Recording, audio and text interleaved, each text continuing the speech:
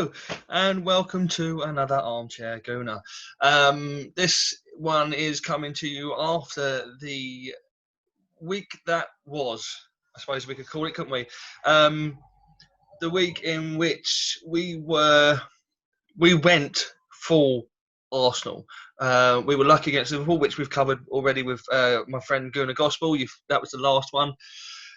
We were brilliant against Manchester City in the FA Cup semi-final, and then we were full Arsenal against Aston Villa in the league, losing 1-0. So, there's not much more that can be said. No. But this is it. These are the lies of the of being an Arsenal fan, I suppose. Is what we have to deal with, isn't it? A lot of it, for me, the Aston Villa game, which we'll get to in a minute. It's one of the few games in lockdown I haven't actually watched. But it was always going to be a case of after the Lord Mayor's show. And if you were a betting man, you would surely have stuck money on Arsenal losing that game just because of the exertions of the games beforehand. Like I say, I'm not going to go into the Liverpool one. But the Man City game, FA Cup semi-final at Wembley.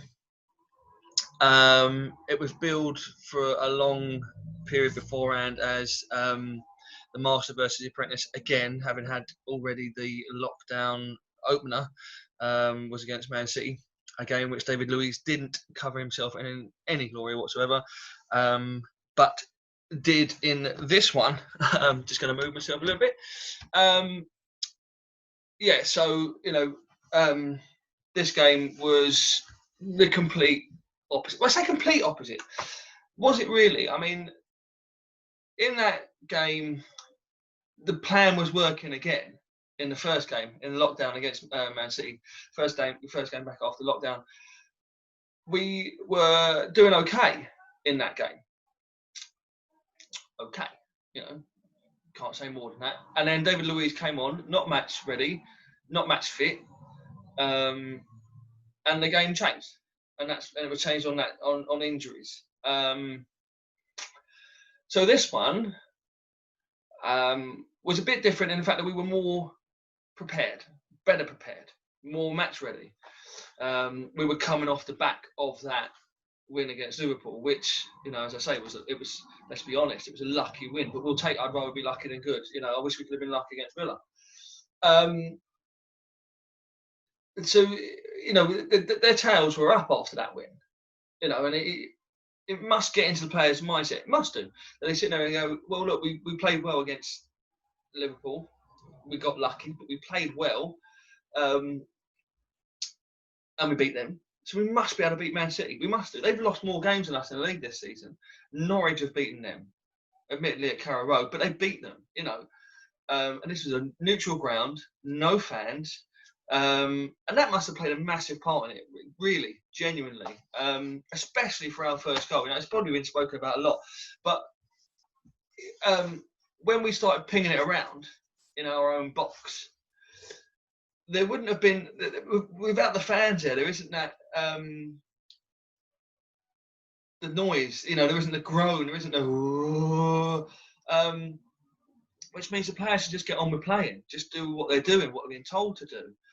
To ping it around like they did, and for it to set up to Aubameyang, was fantastic. I genuinely don't think they've been able to do that with the fans, and that's why we've said before that the players do react to fans. That's why there is home advantage, because your fans are normally behind you, and so are willing you on and spurring you on. That is why, and it always has been, the cop at Liverpool. That's why they play into that in the second half, because they say they suck the goals in for you, and it's true. It makes a difference. And so having no fans there, insert your own Man City joke there, would make a difference to the Arsenal players, and I think you could see that all right the way through the team. Kieran Tierney playing at left centre, as left centre back really rather than left wing, I think or left wing back was a really good decision. And I wouldn't be surprised if when the new season kicks off in an hour or something. When is it? It kicks off. It's so soon. If he doesn't play fullback, that's where he'll be. If Mikel Arteta is sticking with a 3 at the back formation, I imagine it'll be Tierney, Ceballos, listen to me, Saliba, and Luiz, I imagine, from next season. But what you could see, with that formation, with the players that he's picking, he's trying to get pace. But there's the one thing we didn't have, even in that game, even though we played really, really well and we used the Aubameyang's pace, we're still not zipping the ball around enough. Again, funny enough, the Aston Villa game, the bits that I did see before I had to turn it off and do other bits and pieces, to be honest. But the bits that I did see, we were zipping the ball around. The confidence was there. But against Man City, that came, and that bred, and that gone. It's been said before, but the Aubameyang chance at the beginning that he missed just before he scored, I mean, 9 times out of 10 you're saying Aubameyang gets that, and maybe it's playing into his head that it's Man City and it was a big chance, and we've got to go 1-0 up. But again, as it's been said before, for him to then get that out of his head and go on and score the goal that he did, I mean, there aren't many players that could have scored that goal anyway, let alone with that in the back of the head and the occasion and who they're playing against. And I want to say, I don't think he's had enough credit from what I've seen since the game. Is Lacazette's performance in that game. He was a battering ram. His ball out to Bellerin, who then fed Pepe for that goal, for that first goal. It was just, and it is what I've always wanted from Lacazette. He's not going to get you 30 goals a season, but Aubameyang can do that playing alongside him. Lacazette should be the man that, for want of a better, they didn't really gel in this way as probably they should have done. But Alan Smith and Ian Wright, they could have been that formation. That they could have been that pairing. And Lacazette, and I think that's what you want. The Andy Cole, Peter Beardsley, the Sheringham and Shearer for England. You've got that one person that drops deep and takes a hit and plays with his back to goal that allows the other one to run off of him. We've got Aubameyang running off here, as you saw for the second goal. I mean, Tierney's ball over the top, different gravy, and he was trying to say that Aubameyang makes that ball look better, but Aubameyang is saying to him, but you have to play it still. You still have to play it. You still have to know that I can get there. You still have to have the confidence in me to play that ball and not come inside, which is where we were going wrong with Kolasinac against Spurs, who doesn't want to pass forward. He wants to pass sideways. He's worried about going past the halfway line, which is weird. He's had all footballing confidence knocked out of him, that fella. And Tierney's coming in and he's saying, well, look, this is me. I'm putting my stamp down for the shirt and I reckon I've got it. It's a delight to see. And he's a young lad and Saka's there. Saliba's coming through. It sounds like Arteta's having a look at Emil Smith-Rowe. So we've got lots of young kids coming through as Arsenal players, and that can only be a good thing. And that will help breed confidence because they're not going to have any worries. It's the fear of what happened to them before or whatever. I think that part of that is still instilled in our squad. And when you look at David Luiz, there might even have been the reverse of that against City, and he's probably thinking in his head, I can't have that happen again. Even Mustafi, it was a different player to the player he was in the last 5 minutes, 20 minutes against Spurs, which is what I said from the beginning. Again, against the beginning of the Spurs game, he was fine, Mustafi and Luiz. They were doing all right. The second drinks break came and they went to pieces.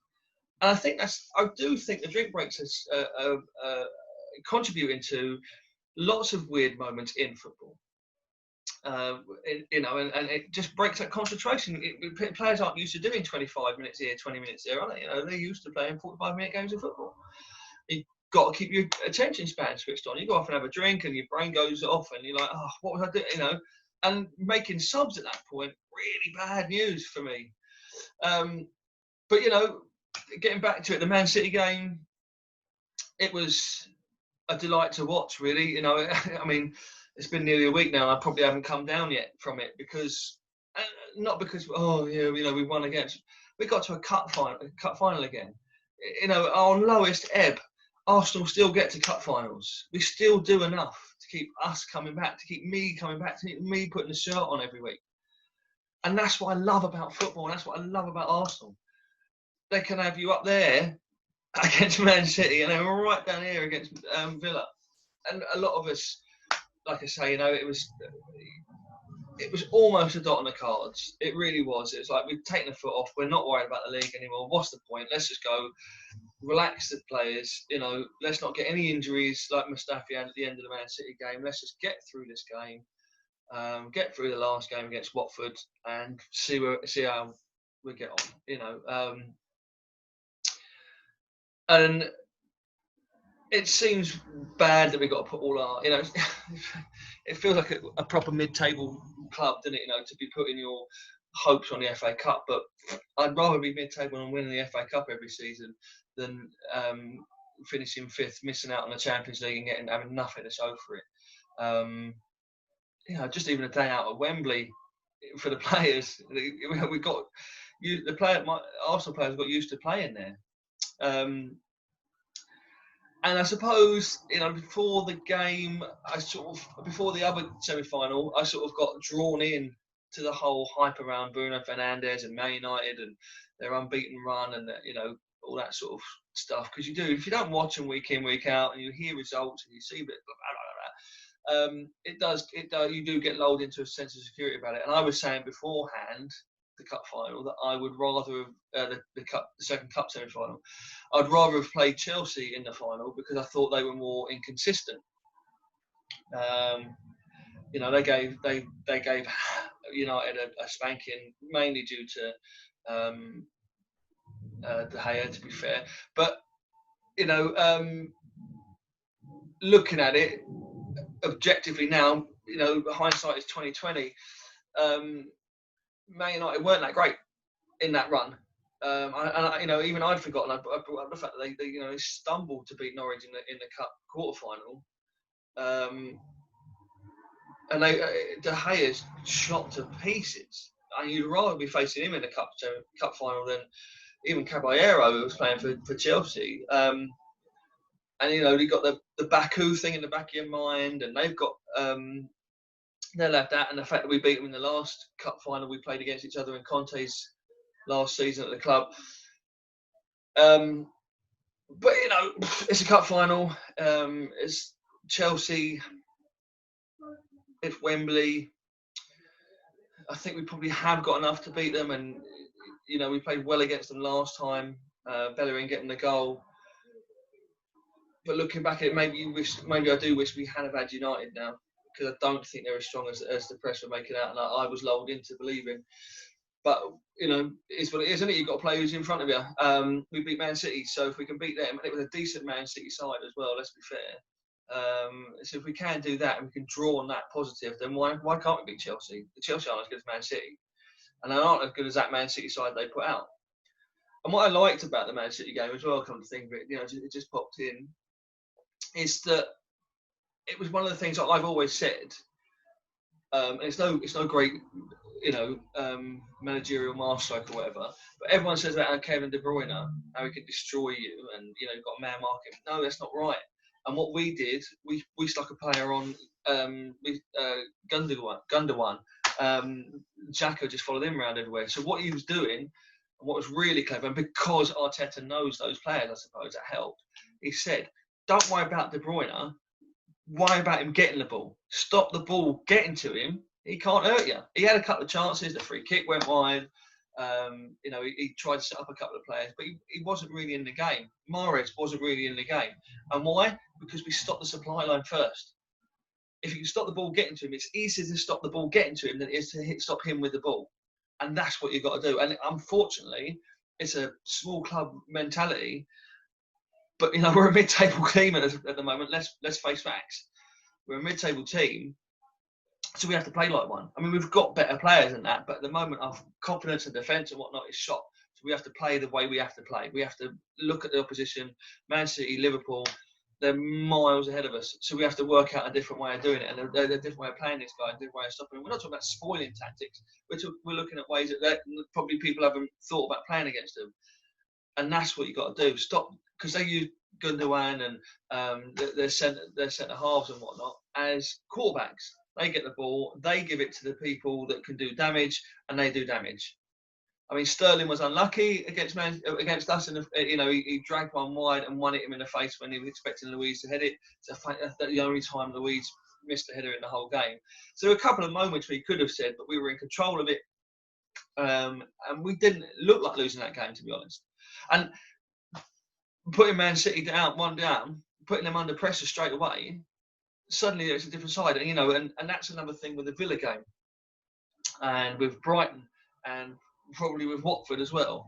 Man City and Liverpool, to be fair to him in that respect, are the sort of teams that this Mikel Arteta Arsenal will do well against. In the same way that when Arsene Wenger's Arsenal used to play Fergie's Man United back in the late 90s, not so much in the noughties, because United changed their tactics against us after a while. But because both teams played football, it was much more open and even for us to be able to get in and have a chance. Arsene Wenger's teams used to struggle against the Boltons and whatnot because they like to put a foot in. They struggle, they bolted everything down and batten the hatches and all that sort of stuff, and made it hard for us to play football. Villa, Brighton, they're doing the same things again, and we had to do that against Man City in a way, and that's what I mean about stopping the supply lines going. We didn't do it in spoiling tactics. We just made sure it didn't get to those players, and we pressed hard on those. It wasn't a high press constant. It was a high press on certain players. And that's why in the Liverpool game, Van Dijk made the mistake, because we pressured him. He probably doesn't get pressured that often. So we rather than pressing high up everywhere, when he's got the ball, press him, because he's not used to it. I think that's the tactics. Watching from what I saw as a lay fan. So we've got Watford in the last game of the season, then the FA Cup, and then the new season starts. I think, like I say, I think it's tomorrow at 9 o'clock or something in the evening. But there we are. We are where we are in the league. Our lowest points total for years, and we're in the cup final. I'd rather have taken the loss against Villa and the loss against Spurs to have the win against Liverpool and the win against Man City, because I think they are more of a marker. This Tottenham game was a one-off derby game where really a one-all draw, as I've said before, would have been a fair result on the balance of play. And the Villa game was, like I say, after the Lord Mayor's show and a different style of football that we weren't ready for. But to get to a cup final, I'll take being beaten by Spurs at their ground to get to a cup final every day of the week. Every day of the week. Don't bother me. They can finish above us in the league. We did it for 22 years on a bounce. Fine. All right. We're in a cup final. I mean, we've got a chance of taking home a pot. We might not, but at least we got the chance. They haven't. And they were streets ahead of us. They were Champions League finalists last year. I don't think we're that far behind last year's Champions League finalists, if you ask me. We're really not. So, last game of the season tomorrow. Actually, I think it's Sunday. It is, isn't it? It's Sunday, not tomorrow. I lose track of the days at the moment, being on furlough. I hope you've enjoyed this. The Armchair Gooner will go right the way through the summer. Already have. Do you know what I mean? And like I keep saying, the new season's literally just around the corner. Don't even think they're going to do proper pre-season friendlies. They're probably just going to bang straight into it. It's been a blast. I've really enjoyed it. Cup final. We'll do a catch up after the cup final and before the new season starts. Hope to see you again here next season. Click like, share, and subscribe, and enjoy your football and stay safe, everyone.